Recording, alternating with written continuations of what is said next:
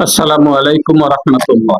এদেশে আওয়ামী লীগও আছে, জামাত ইসলামীও আছে, বিএনপিও আছে, আছে না? আলেমদের মধ্যে ওলামা লীগ আছে কি নাই? আছে। আলেমদের মধ্যে জাতীয়তাবাদী ওলামা দল আছে কি নাই? জাতীয় পার্টি করে এরকম আলেম আছে কি নাই? আমি কি জন্য জামাত ইসলামী করি? আর কি জন্যই বা মামলার আসামি, কি জন্যই বা জেল খাটি? এত মামলার আসামি হয়ে এত জেল খাটার কারণটা কি? কারণ একটা, প্রথম কারণ হলো যে আল্লাহ সুবহানাহু ওয়া তাআলা নবী মুহাম্মদ রাসূলুল্লাহ থেকে আরম্ভ করে সকল নবীগণ আল্লাহর কিতাব প্রতিষ্ঠা করার জন্য চেষ্টা করেছেন, আমিও তাই করি। এটা হলো আখিরাতের কারণ। আর দুনিয়ার কারণ কি বোঝেন?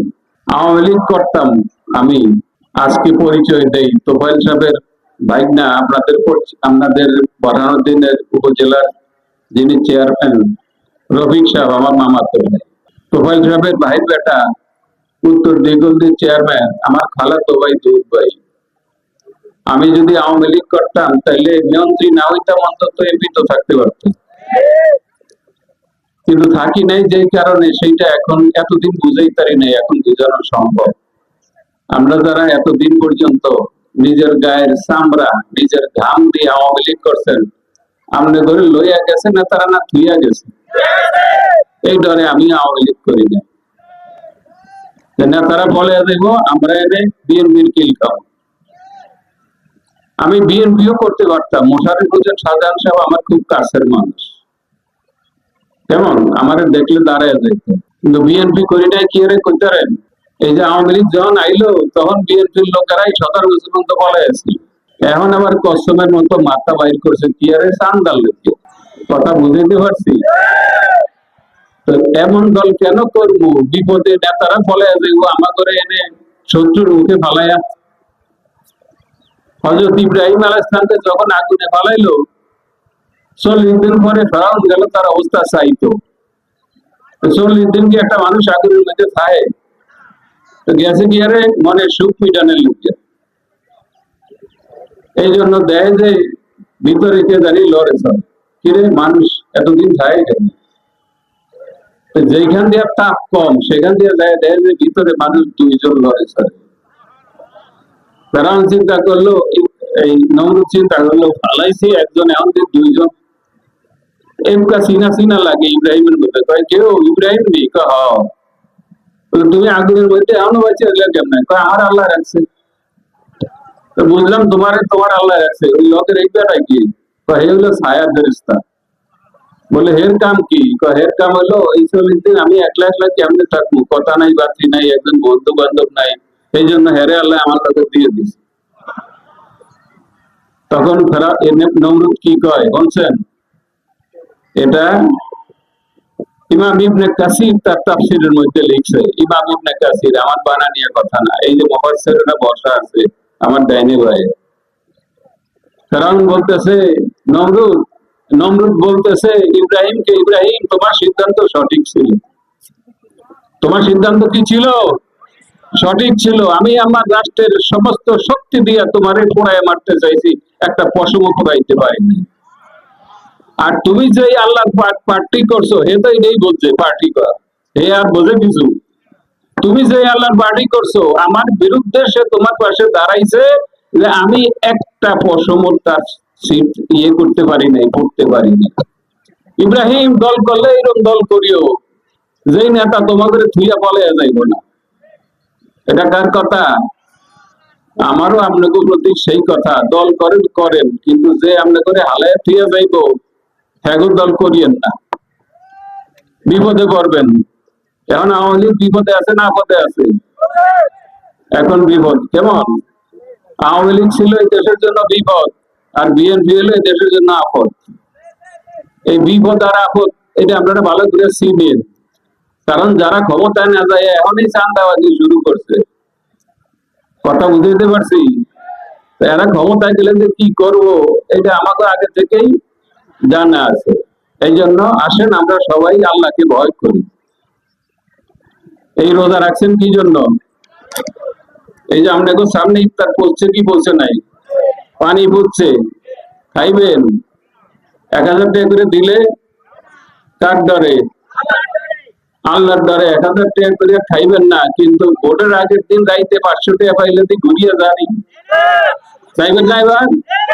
মনে থাকবো তো? রোজা মনে কইছেন? আল্লাহ আপনাদের আমাদেরকে হেদায়েত করুন। এবং যে কথা আমাদের নেতৃবৃন্দ বলেছেন যে এবছর ভোট আমরা দেব এবং আমাদের ভোট আমরা রক্ষা করব। আমরা শুধু ভোট দেবই না, আমাদের ভোট আমরা কি করব? এবং আমি গরিব মানুষের ফলাই, আমার ভাই কৃষকতা করতো, বরামতি আলী আমাদের মহাদ্দেশ ছিলেন, ফকি ছিলেন, মুফাসসির ছিলেন। আমার টাকা পয়সা নাই, কেমন? এখন আমরা কোরআনকে ওই সংসদে নিতে চাই, আমাকে না। কাকে?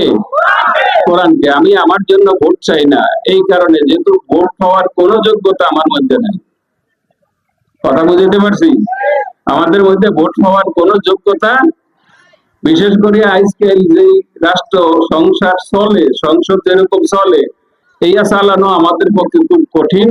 তবে আমরা চাই যে কোরআনটা সংসদে যাক। মৌলানা দেলোয়ার হোসেন সাঈদী, আল্লাহ তাকে শহীদ করেছেন, আল্লাহ তাকে শহীদ হিসাবে কবুল করুন। তিনি তার এলাকায় যদি তিনি বেইনসাফি করতেন, তাইলে হাজার হাজার হিন্দুরা কি তাকে ভোট দিত? এই জন্য আমরা চাই এই এলাকার হিন্দুরা তাদের বাড়ি ঘরে থাকবে।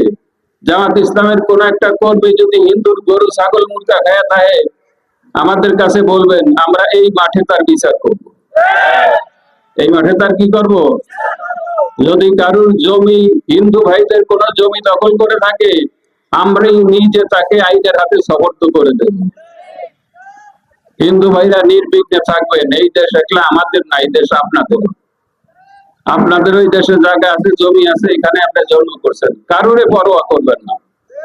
এবং যে সমস্ত দল আপনাদেরকে সাপোর্ট দিবে বলে বলেছেন, এত বছর আপনাকে, এই 54 বছর আপনাকে বুদ্ধি হয় নাই যে কারা আপনাদেরকে রক্ষা করছে আর কারা আপনাকে জায়গা জমি খাইছে। এরপরে যদি না হয় তাহলে আর কি, এরকম আল্লাহর কাছে সাপোর্ট করে দেওয়া ছাড়া আর কি আছে? তো সম্মানিত দিনী ভাই সব, আরেকটা কথা, যে যুবক ভাইয়েরা এই তার ভোট দিতে পারেন না, এমন ভাইয়েরা আছেন না? আমাদের একটা নিয়ম আছে, গাছের পহেলা ডাব নারিকেলটা আল্লাহর হস্তে মানে, মসজিদের লইয়া, মাদ্রাসার লইয়া, প্রথম পেঁপেটা, প্রথম আমটা, প্রথম মুরগাটা, খেতের কেমন প্রথম উৎপাদিত ভস্যটা আল্লাহ রসুলের লইয়া মানে। আমি যুবক ভাইদেরকে বলবো, ভাইয়েরা তোমরা ভবিষ্যতে অনেক ভোট দিতে পারবা, অন্তত আমাদের আহ্বান, এইবার যেহেতু তোমরা পয়লা ভোট দিবা, এই ভোটটা আল্লাহ রসুলের লইয়া মানবি। আমার কথা রাজি আপনারা? যুবক ভাইদের কাছে অনুরোধ যে তোমাদের ভোটটা এবার আল্লাহর হস্তে মানত করিও, যে আল্লাহ রসুলের। এরপরে যদি আমাদের লোকেরা দায়িত্ব পায়, যদি তোমাদের সাথে কোনো অন্যায় করে, কোনো অবিচার করে, অথবা যদি শরীয়ত বিরোধী কোনো কাজ করে, তাইলে তখন আর দিও না। এই কয়টা কথা বলে আমি আপনাদের কাছে দোয়া চাই। এবং আমার এই এলাকার অনেক মুরব্বী হারায় গেছে। আমি দীর্ঘদিন 20 বছর জেলা আমির ছিলাম, 15 সাল পর্যন্ত। এরপরে আমি অঞ্চলে বরিশাল বিভাগে কাজ করেছি। এরপরে ঢাকায় আজকে 4 বছর পর্যন্ত কেন্দ্রীয় দায়িত্ব পালন করি। ইজা জুরতু আরদান বাদা তুল ইজতিনাবিহা ফাকাতু সাদিকি ওয়াল বিলাদু কামা হিয়া। আমি যখন কোনো দেশে যাই, দেশ তো আগের মতোই আছে, কুঞ্জেরহাটের মতোই আছে, কিন্তু যেই বন্ধুদের সাথে চলাফেরা করছি, সেই বন্ধুরা অনেকেই কবরে চলে গেছে। আমরা আজকে তাদের জন্য দোয়া করব। আমাদের পিতা মাতা, আত্মীয় স্বজন যারা কবরে চলে গেছে, তাদের জন্য দোয়া করব।